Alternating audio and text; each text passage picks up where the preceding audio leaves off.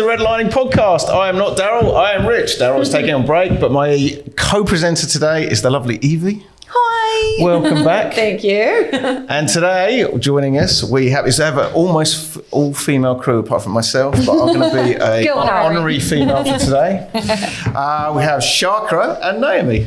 Welcome to the show, guys. Yeah. Now, Sharkra, you are a two-time Redlining podcaster now. Woohoo. Yeah. So you joined an elite group with Andy Mack. Oh, He's the only other person to be on here You're twice. the second two-timer. Yeah. You're the second two-timer. There you go. All the twos. Woo. Yeah. So, guys, welcome to the show. You guys have been on a bit of a European tour, right? Yeah, so you're here to talk to us all about the European tour and what you've been up to. So just give us a little bit of background about building up to the European tour. So there was a bit of fundraising to go on there that you were doing. So just talk to us a little bit about that. Yeah, well, initially Jade contacted me, Miss Jade, who was the third musketeer on our tour. Oh, yep. And she was going on tour. She had a few gigs lined up and she was like, would you like to join me? Yeah. Because we have quite similar music. We're on the same record label. And I was like, hell yes. She said a lot of the costs would be offset and I didn't want to miss out on the opportunity. Yeah. So first time sort of being to Europe? Or you've been to Europe before? second time to Europe, first time playing and performing in Europe. Yep. And then this actually all went down at Kiwiburn. So I'm sitting there in the paddock in the one spot that has service, just sitting on the grass. And it's something like 8:00 at night. So this is when everyone's getting ready to party and I'm just sitting there on the phone. Natural habitat. And Naomi comes up and she's like, what are you doing? And obviously I tell her like, oh my gosh, this is happening. And it just so happened to be that going to Europe and going and touring around and performing in Europe was a big dream of hers. Yeah. Cool. And she was like, I'm coming. So I told Jade and she was like, that's awesome. Yes, a performer on tour with us. That would be amazing. And everything kind of snowballed from there. Yeah. I guess at this point we should introduce Naomi as a dancer. Is that correct? So I'm a performance artist. Yeah. That's kind of how I like to categorize myself because I do all sorts of different things, including like circus, flow arts, like weird performance art. Fun. I just really want to have fun and share good messages, really. Yeah. Yeah. Oh, yeah. That's Awesome. what it's all about. So how do you guys know each other? How did you meet? How did that come about? Well, we actually met at Dimension Festival and it was my first underground festival I'd ever gone to. Yep. And I was working in a little rave shop and then I saw this shining light of this girl. in green? I need to go to bed. No, in a big rainbow coat. And she's like, I need to go to bed because I'm playing tomorrow. And I was like, oh my gosh, who's this young girl playing? Like, she seems so cool. And then I was working, so I was up very early for the set because I think it was a morning one. And I just was like, oh, we're destined to be friends. So you're kind of not going to go say that to a random stranger. Nah. And I was like, we're destined to be friends. So I guess played it cool. And then at Kiwiburn, she's like, we're best friends now. And I was like, oh, yeah. And how long ago was that?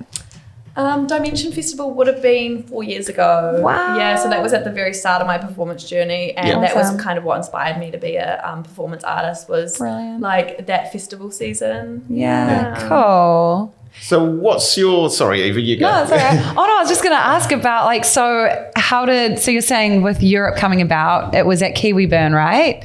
And Jade approached you? Yeah. And then you jumped on board and then all of a sudden you're in Europe on yachts and living like the high life. Yeah. So where did it go from there? You guys did a fundraiser, was it? Yeah. Well, actually, we did 2 fundraisers. Yeah. So we took the initiative because obviously we run our own businesses. Cool. We are going through a lot. I mean, the whole country is going through a financial struggle right now. And so we were like, let's fundraise. Let's use our skills and our assets that we have with our businesses, with hair and makeup and rave clothing and DJ lessons. And so we made a big fundraiser with 3-tiered prizes. And we made all right money with that. And then we actually had Steph and Will reach out to us and say, hey, look, we want to fundraise for artists going and touring over in Europe. and you're the first ones that popped up for us. And would you be okay if we run a fundraiser party for you? And of course we were like, yeah, why not? Amazing. That was good. That made good money. Was that where was that? Cassette 9. Oh, Cassette 9. That's right. Yeah. Oh, cool. That's Did you have both the rooms going on Cassette 9? Just the main one. Just Yeah.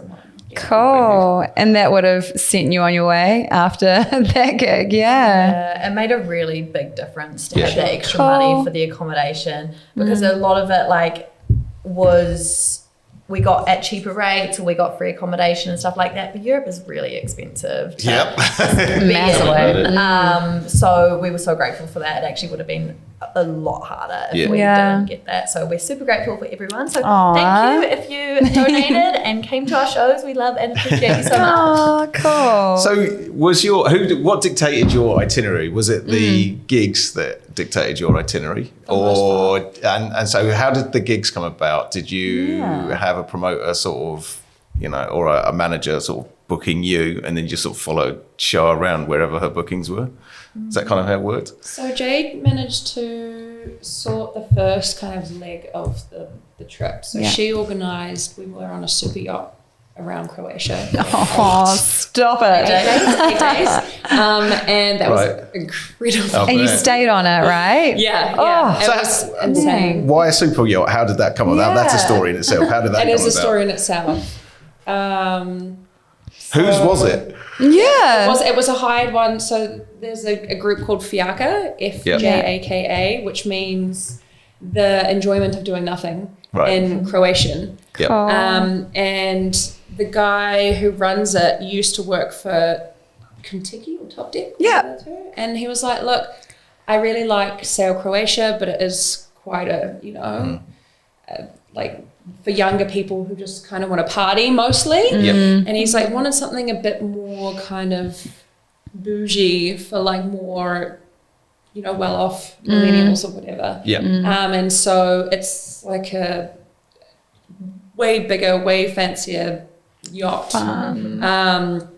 With like proper, every morning there's an itinerary. He's walking you through. He's telling you all about, what's on the itinerary, the history behind it, the Greek mythology and all of this. It was so really amazing. By the end of it, the whole cruise family, one of those kind of ones. Yeah. And that was amazing. But so Jade organised that through, so it was Recovery Collective in collaboration with Fiaka. And so Recovery Collective is a record label from Australia. Right. Yeah. And so Jade is friends with those guys, and so managed to get us booked for that. Fun. And then also through the same guys booked bookings in Portugal and Lagos and Lisbon. Nice. Oh, And Lisbon. Wow. Yeah, and then Dreamy. I made some graphic design stuff that we all shared, and then we had a few more people reach out to us.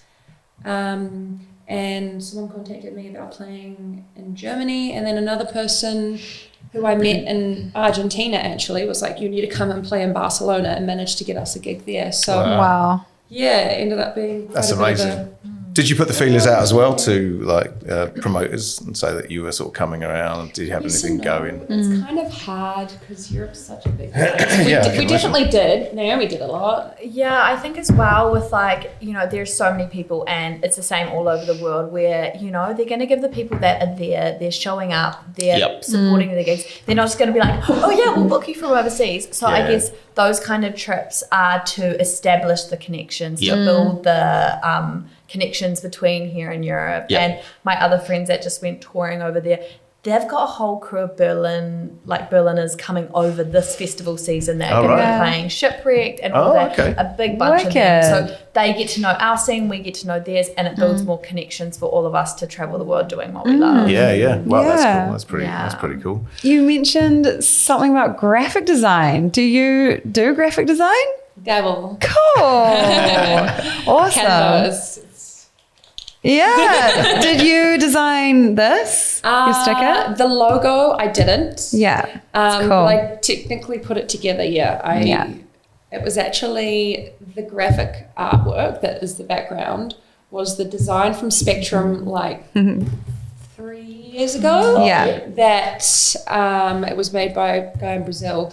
I put a bunch of filters and touched it up a bit, and then the logo that someone else designed on top of it. So kind of. Brilliant. Oh, that's Really? fun. Just add to your list of skills. So do you do the artwork for your gigs?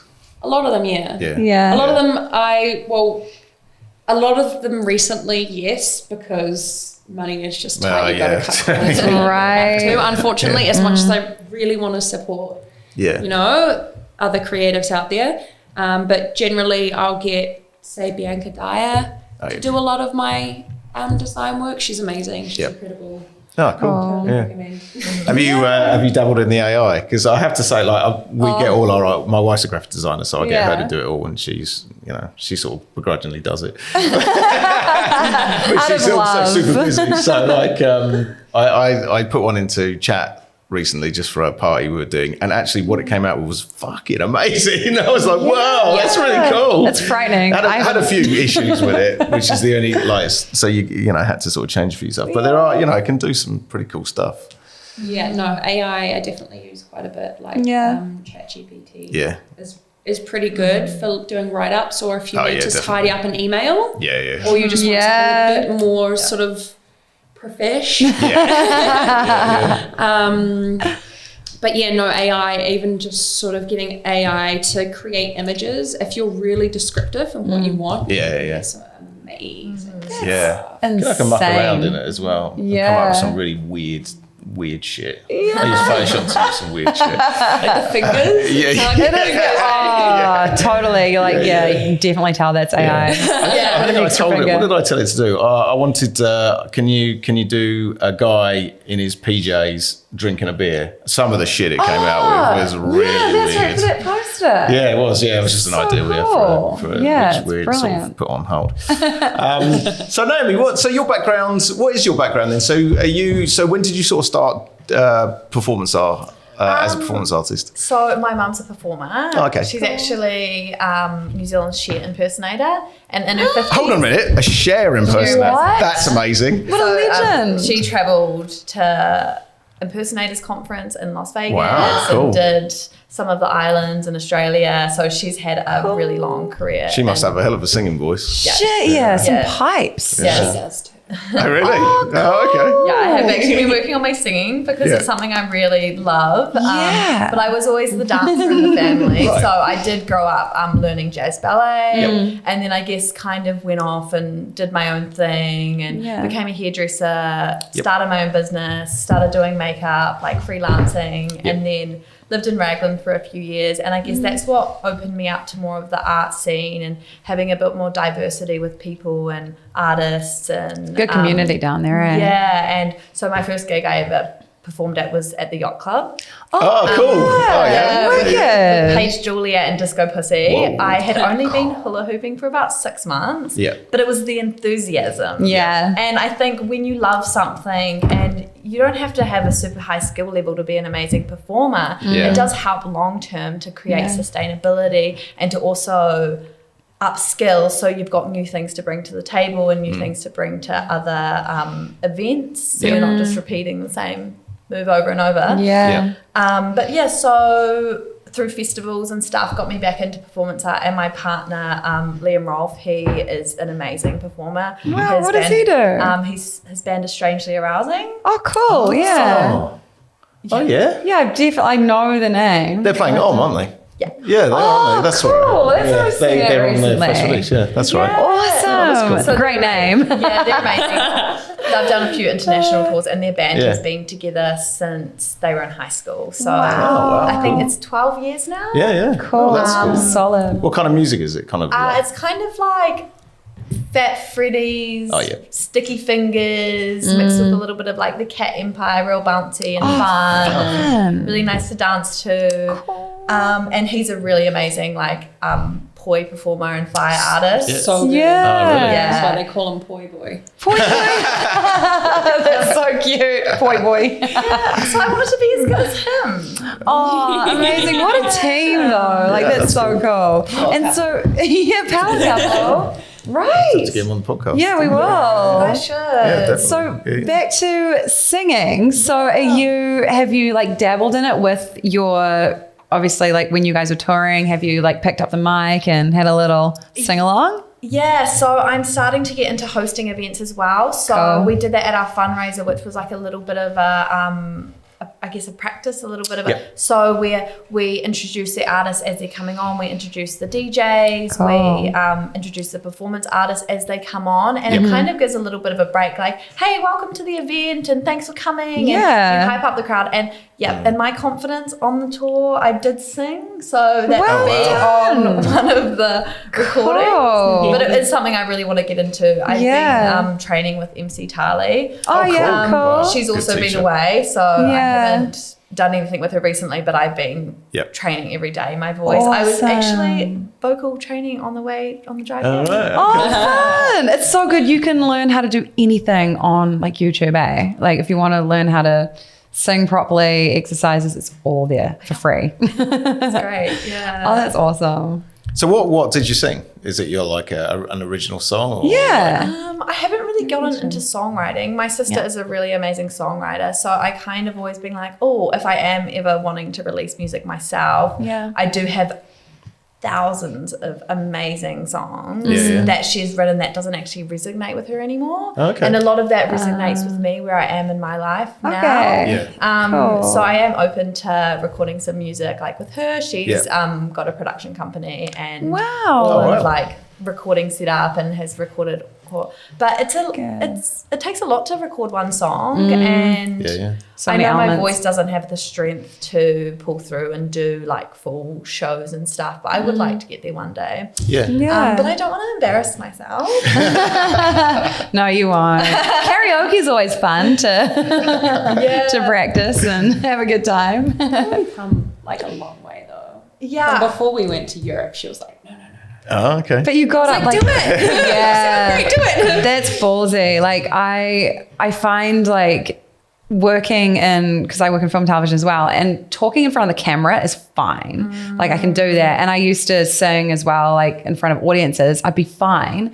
But when it comes to talking, like how you're talking about hosting things and just like, you know, speaking like ad lib, I get stage fright. Yeah. And I freak the fuck out. Like I can't do this. But like when it's singing, so do you find like when you're emceeing or like hosting something, you're quite comfortable just like ad-libbing? I think by the end of our tour, I was a lot more comfortable. Yeah. But I still was a little bit like the first time I was a little bit like, hello, welcome. It's only natural. But I think just like anything, it takes practice. Yeah, definitely. And I think with speaking to audiences, you can't really get practice unless you do it. So you just have to put yourself out there and try. You might sound maybe a little bit silly once or twice, but that's about part of the learning process. Yeah. Yeah.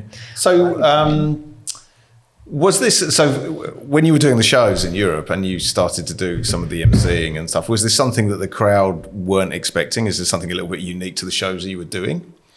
Or was it kind of a planned thing? Yeah, so I guess most like acts and DJ events, they don't have that. Yeah. But we did get really good feedback, like especially from our fundraiser show here as well, that they were like, why isn't this at every gig? Yeah. You know, why aren't we introducing these artists? Why isn't this person that's randomly walking in from the street not going to ever know this artist's name? Yeah, Yeah, good that's point. true. It's something that we're like lacking and missing. Yeah. So I'm super keen to get into that more, and I do have Cool. some things lined up with someone. They want me to be a host of their really amazing show that they've been doing here and in Europe. So I'm really excited to be able to get on that and be able to mix hosting with performance art and be able to bring a lot of different elements to events and add something different. Yeah. Yeah. Oh wow, all the opportunities. And are you guys going to do a Europe take 2? Yes. You are. Amazing. So it's in the works, in the pipeline. Yeah, I guess it's just about working hard right now and getting better at our craft. Yeah. Shah was saying before we got here that she's really working on maintaining those connections that, you know, like she made in Europe and actually messaging and stuff like that and keeping keeping, Yeah. the connection going. Yeah, that's interesting actually, because when you were on before, Shar, we sort of learnt about all these sort of multifaceted things that you were sort of involved in. And I was like blown away by how you could fit all that in, to be honest with you. Awesome. But how much time does it take for you to, like, now you've made all these contacts, to maintain them, to be out there networking all the time, as well as, doing your DJing, doing graphic design, you make clothing as well, is that right? And all that stuff. So like the sort of not the fallout, because it's a good thing going to Europe, but how much time does it take to sort of pick up the networking, carry it on? Yeah, it's a lot. Like, I'm not gonna downplay it at all. It definitely is quite exhausting, and I do find that it is like spinning plates sometimes, and sometimes I do neglect some, and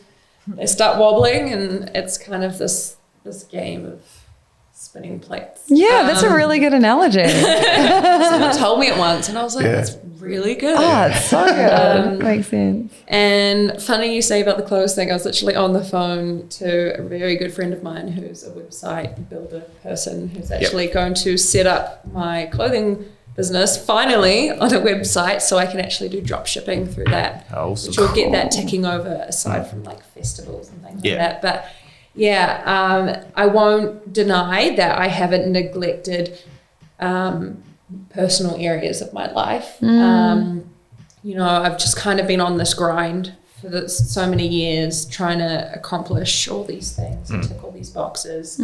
And I found that quite a lot of, not even just my friendships kind of got neglected, but I also was neglecting myself. I wasn't taking care of me. I wasn't giving myself time. I was constantly feeling like unless I was achieving X amount of things a day, I felt like I was letting myself down or I was failing. So is that more a mental thing than a physical thing, would you say? Or It's definitely mostly a mental thing, for sure. It's this kind of, but I'm starting to learn how to just kind of be content and not feel like who I am, like what I'm worth is not in what I do and what I accomplish, but it's in me, myself. You're more. Exactly. Whether I do all these things or whether I don't. Whether I just sit here and play video games or sit on my phone or whatever. So it's a work in progress, but definitely, spinning plates. I'm starting to put, so for example, Spectrum, like we talked about last time, I've kind of put that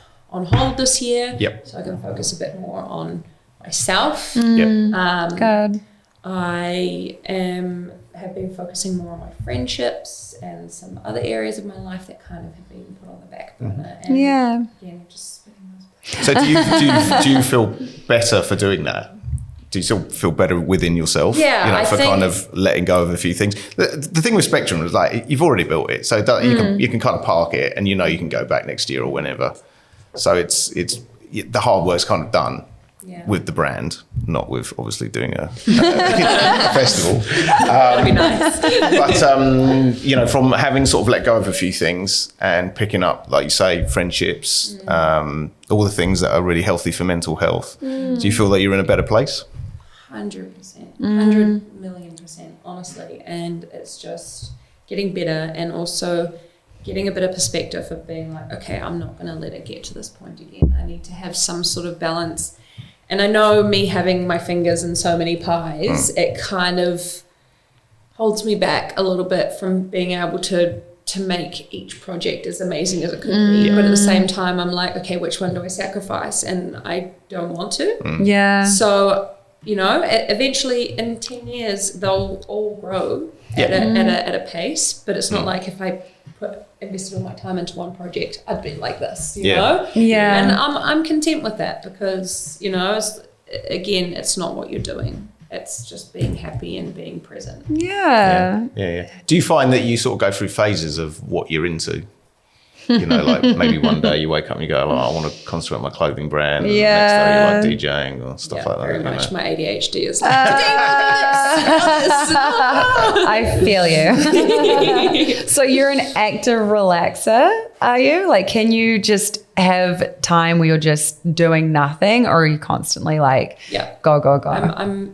I go through phases again. Yeah. Like, I'm actively putting myself in a place where I'm like, nope, phone is off. I am offline today. Sorry, friends. Good boundaries. And I'll just, you know, hang out with my cat or trim my plants or watch some TV. It's amazing, like what you can do when you ignore your phone or you put it away. I'm like if I put my phone away, I'm like I feel like a freedom. But then there's always the temptation to go, I'll just check it. Yeah. you want to like lock it away. Just take the temptation out. Like the best thing I ever did a few years ago, I just started turning it off every single night when I go to bed. Yeah. So like it's like almost like no phones in the room kind of policy. Yeah. And then I won't turn it on until I've done my morning routine. And it's so good for mental health, honestly. Like, because if I ever checked it before I actually did my little rituals and stuff to begin my day, I get a message from somebody, whether it's like family, work, some problem. And I'm like, that's just like instantly a shit start to the day. Yeah. So it's like, yeah, we kind of set ourselves up for. When I first came here, I used to have my phone not only on during the night, but like ringing. And we used to own a flat back in the UK. And like the agent used to call me at like 2 a.m. We just need to sort something out in your flat. You know I'm in New Zealand, right? I've told you 100 times. Oh, yes, it's not a convenient time. No, it's the middle of the fucking night. You just woke me up. Yeah, I'm living in the future. Yeah. And then like the last straw was like, he phoned me up once and he went, are you able to get down to your flat? Something's happened. I was like, what? Oh, it's set fire to it and it's on fire at the moment. We're getting the fire breaking out. What the fuck? No, I'm on the other side of the world. It's all right. The tenants are okay. I don't care about them. It's my flat, okay? Apparently they left a candle next to some wooden blinds. And just like burst into burnt the fucking place down.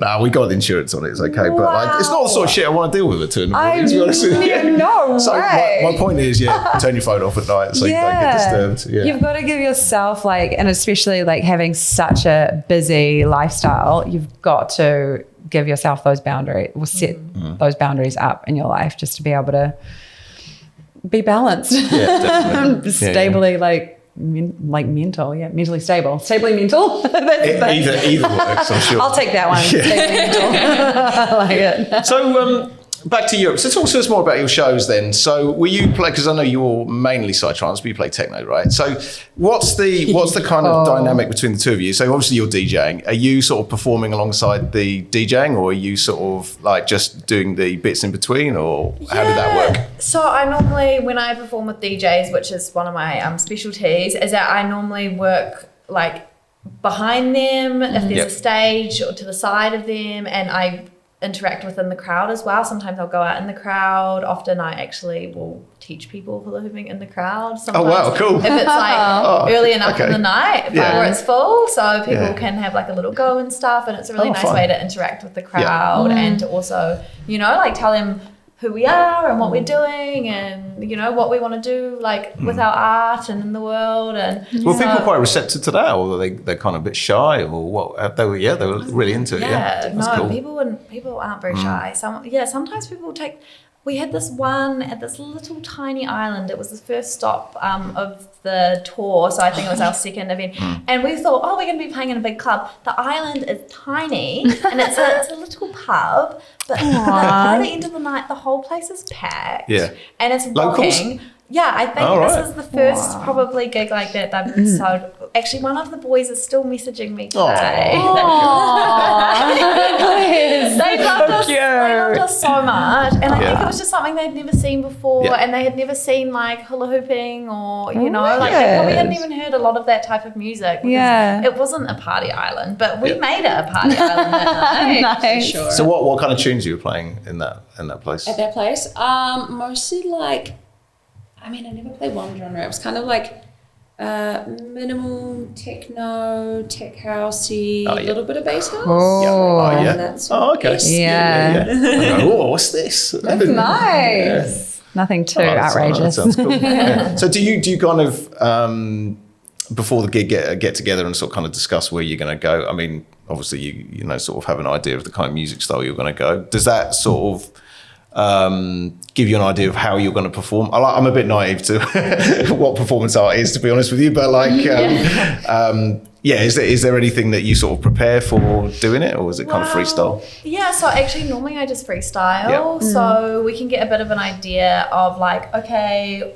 sometimes we're like, oh, what are we going to wear? Yep. You know, like, especially because we wanted to be like a little bit of a team, we made sure our outfits kind of like, coordinated. Cool. And normally I just freestyle and I bounce off the crowd's energy and just kind of adding some extra, you know, things to look at. And you know, I find that what I really wanted to do with my performance art when I first started doing it, I'm noticing that people are out at these raves and these gigs and they're drinking, they're vaping, they're doing lots of drugs because they need more. They need more drugs. No, they need It's like the stimulant, right? Stimulation. Yeah, so it's a drug on itself, really. They need their senses stimulated. Their, you know, the ears are working. You know, their taste is working. They're drinking.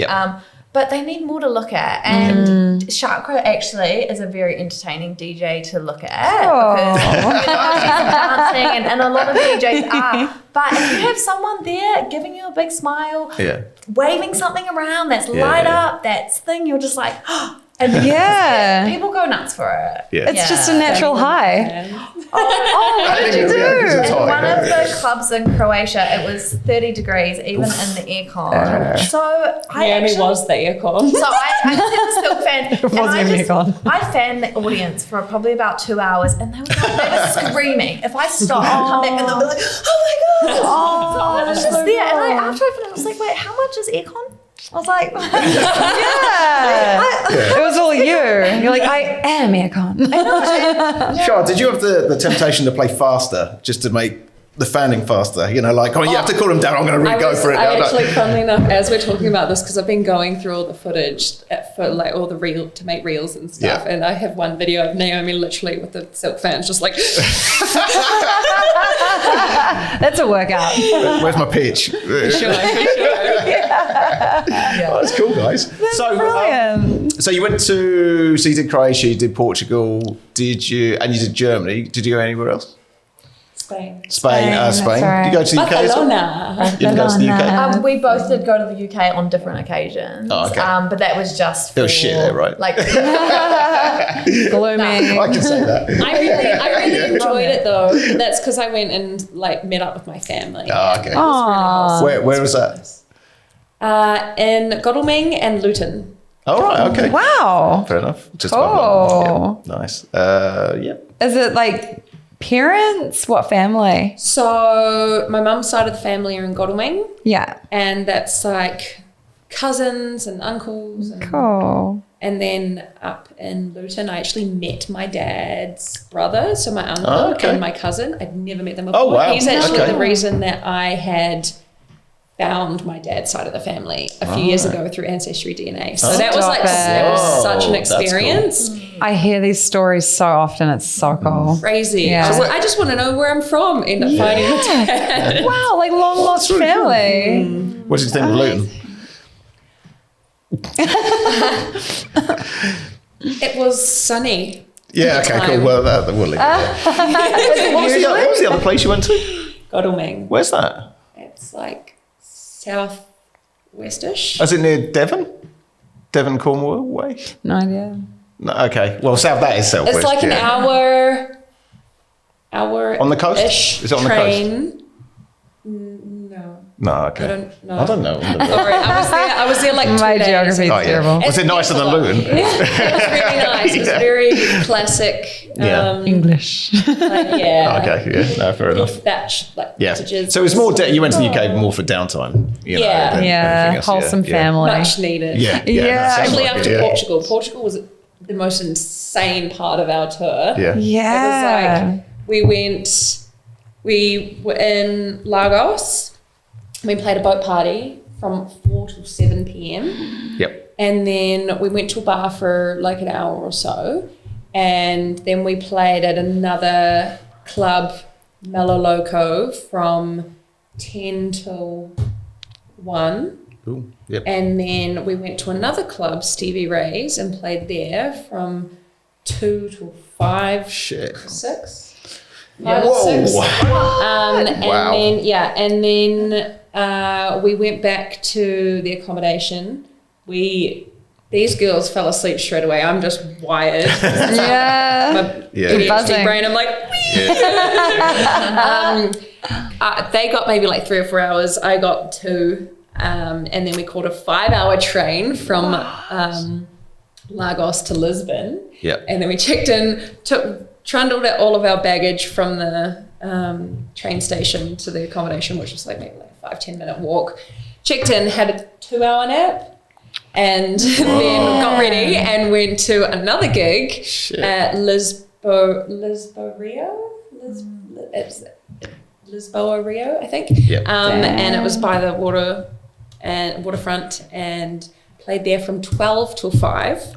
Whoa. Wait, 12 12 a.m. till 5 a.m. Yeah. That makes me feel sick. It was intense. how? So, but like when you're, I don't know, it's Adrenaline. You're in a whole other country. Yeah. You've got the adrenaline of playing. You don't know what this place looks like. You don't know who's going to be there. You don't know the crowd. You don't know the energy of the crowd. Yeah. Every party we played at or performed at, it was just like the energy was so unique and intense and different and beautiful. And it was just like that in itself was just like, wow. Enough to, you know. What about venues? What did you think the venues you played at? Were they big, small, decent sound system? Definitely a mixture. Yeah. It was quite a bit of a mixture. I think there was like a couple of boat parties. They were really, really cool. They're always really cool because they're quite intimate, which is always Yeah. great, isn't it? Especially if they've got a lot of fun. people there. Yeah. I think one of the best ones for me was like as we're sailing into Dubrovnik, which is King's Landing. Oh, yeah. Some people know it as.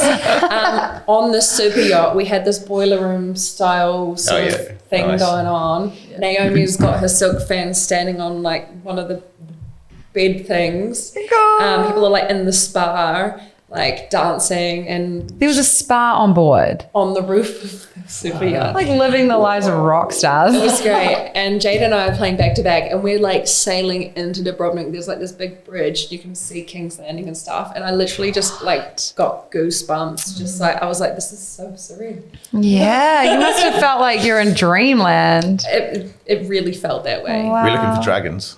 Yeah. I reckon there was a few people seeing dragons. How to there, find my dragon. Probably. I wouldn't be surprised. So like, how do you, I don't know about you ladies, but like, you're obviously extroverted to a point where you're both performers, but where do you like find time to recharge when you're doing those? Like, do you recharge while you're playing, or do you recharge off the audience, or do you have to have like your time alone to be able to like get back to kind of performance mode? For me, it varies. Yeah. It depends on the crowd. It depends on the location. It depends, like, if the crowd are there and they're there to dance and they're there, like, you know, it's this full exchange. Sometimes you can have a crowd and they're, you know, there's a lot of alcohol involved. They tend to be more draining. Yeah. It depends. And then the ones where, you know, it's this exchange. By the end of it, you're like, oh my gosh. Yeah. Yeah. And sometimes you can have ones that feel quite draining. I find as a DJ, you have to work harder when there's not much crowd or the crowd aren't really into it. Whereas if the crowd are into it, it's a lot easier. Yeah. You know, and you can just sort of like, sorry, Naomi, so how do you sort of unwind? Yeah. Yeah, well, I guess I definitely feed off the crowd's energy. Like, I'll just get a little bit like, but if I'm getting really good feedback, I just will keep going, be like, oh, let's try this, let's do this. Oh my gosh, let's do this crazy trick. Oh, like, let's try it, you know? But I think me and Shah did take a lot of time out for ourselves on the sail. Like, we both ended up spending like quite a bit of time alone, and we both ended up like one morning I just went and explored all of like Kachula, which was a beautiful like little old town, and I just got to go explore it by myself. Amazing. So we did both do that quite a bit. We were both like, oh, we want to go and like have a little adventure and take the time out to recharge. And I guess often when a lot of the other people on the boats were going to the party early and doing that, like we were staying back and conserving our energy for when we had to go on. Clever. Yeah, to make sure that when we're on stage, our energy is full instead of dancing for 2 hours before we have to go on and then not having any or not much energy after. So, I mean, essentially, it's it's work, isn't it? You know, because like you either getting paid or you're getting it sort of. It's a contra with the being on the boat or stuff. Did you get paid for the gigs, or was it like a contra for being on? Yeah, so it's work basically. So you have to make sure that you're giving your best because you're getting paid for it, right? So and also you have to look after yourself because it's an incredibly intense schedule. Definitely. You know, well, that's our brand. You know, like we've got to represent our brand at its best, especially when we're displaying it to people that have never met us before, who don't know who we are, and so we've really got to maintain that and give that 100%, 110%. Not even just for the money, just for ourselves and that brand, and you know, it, as well as the more harder you work, the more fulfilling it is. But it's also like word of mouth, isn't it, for referrals and, you know. Sure, and connections. It's all about making those connections because, like you said, referrals. That now we've got all these connections over there. Now, next time we go back, we've got double the amount of opportunities. Even just over there, for example, when we were in Spain, at the gig we played at in Spain, I had 3 people come up to me being like, "What are you doing next week? Do you want to come play at this festival? Oh, wow. Come play here." Oh, cool. You're like, I'm not going home. I'll stay. Believe me, I nearly did. Is it because you had this itinerary you couldn't sort of sway for it for like, you know, playing in some other places? And the flights and everything. To get in and out of New Zealand, it's... What was because I know it's so long to get because we're on the other side of the world, but what was the flight that you got on? I'm sorry, I'm giving you PTSD. I have a bit of trauma around. My flight home was horrific. I have decided that in future I am going to pay the extra $500,000 and just get like a quicker flight because I got the cheapest flight possible, right? Which is like something like 3 days travel. And it's horrific. I had a 12-hour layover in Milan, and those people who are keeping up with my story would have seen me crying on my Instagram story. So I had this big plan. I was going to check my bag into the baggage drop place, catch a bus and go to Milan, eat some Italian food and go check out the cathedral. And I had this big elaborate plan, and I got my bus ticket and I went to go to bag drop. It took me about 20 minutes to find it because about 4 or 5 people told me different directions. By the time I found it, they're like, "We're closed from 8 till 7 a.m.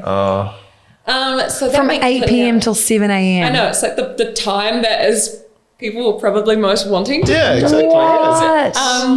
And so, that I had a bit of a breakdown because I also, on top of that, I got tonsillitis 3 times while I was there. So it was a bit of a saga.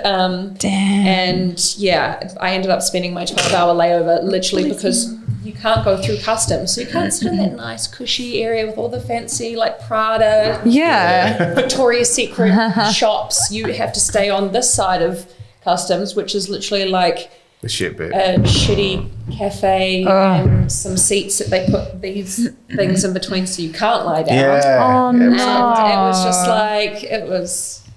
So you were there for 12 hours? Oh, man. I'm sorry. There's nothing nice spending 12 hours in an airport. Nah, done it before. Yeah, but you're so highly recommend, if you ever fly to Europe, just pay that much more, man.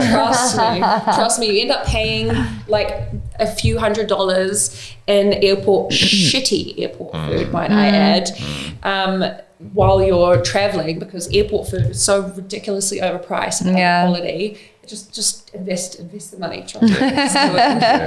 So you didn't come back together? No. So we did end up separating at one part of the tour, and I ended up spending the last week in London, and then I flew out of there. So Shah did have the same flights with me back, but I kind of decided because of like financial and also having to fly all the way back to I wouldn't have really got much time in London, so I decided to keep my original flights, which I have massive regrets about. Because I really wish I know now, if you start a tour, you finish it, even if it was pre-booked. Like I think, financially it would have been worth it. Not to be on that flight. Okay, I've got to say, after I heard about her horrible flights home, I was very grateful for my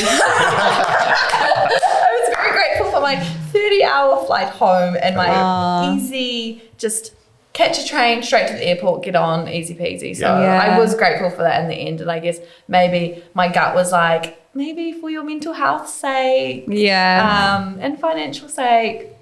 So I'm grateful I did get easy flights home, but I think we learned a lot of really good lessons that we're going to take for next year with what we're going to do and what we can do better, and maybe things that we don't really need to bother with or things like that. But mainly just how to do it better, and I think going for longer would be really important. Yeah. Have you got, so if you go next year, are you going to target some different countries, maybe?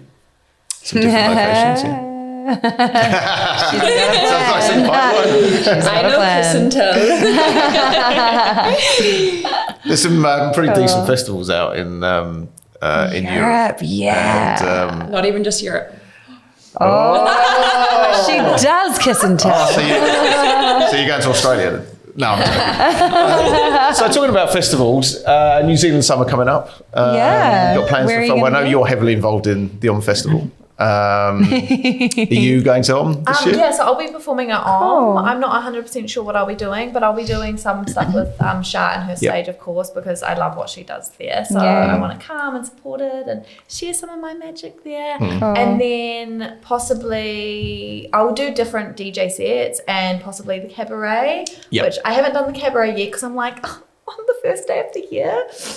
But I guess as I'm deeper in my performance art career, like actually that's more important than staying up all night partying. So it might mean going to bed early on the first and saving my energy for that. But kind of will definitely be there, but unconfirmed exactly what I'll be doing. Of course, Sho, you do the burlesque, don't you? Is it the burlesque dancing? Is that it? I do kind of a combination. I think some of my performances is quite more burlesque, but a lot of my performance art is more kind of how do I describe it? Kind of very sultry but impactful, and a lot of heavy messages in them, and sometimes it's not exactly supposed to be like cute or sexy. It's more like, whoa, okay, this is what's going on here. Is it quite expressive?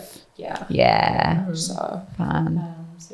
Do a bit of that. So are you doing that again this festival season? Are you going to be doing a bit of that? Was that sort of up in the air? I can't say anything. Just follow me and lips are sealed.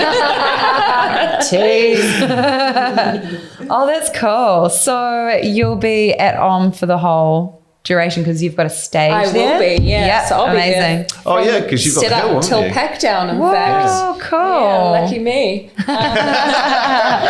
No, it's great. It's great. It's a whole nother experience being able to run a stage or run a festival. It's a whole nother, like, you get a whole different level of fulfillment. Like, I don't get to party and I probably have to go to bed a lot earlier than 99% of people on the 31st, but no, it's very, very fulfilling in many other ways, and I would not have it any other way. So you'll have to come and see us on our Redlining area. Yeah, we'll have a little podcast. This setup, pretty much. That's smaller. Amazing. So I hope we get to interview some cool people at the festival. Link something up. It can be your third time on the podcast. Lucky 3. Cool. Anything else lined up in the summer yet? So I've got. I mean, in November, I've got a little mini tour thing. I'm going to play at Aura Festival in Australia, which I'm so excited about. It's so my alley. There's not a lot of festivals that play really my style, and they've got hard techno and they've got like kind of future prog, and both of those are both genres that I very love very much. Where's that in Australia?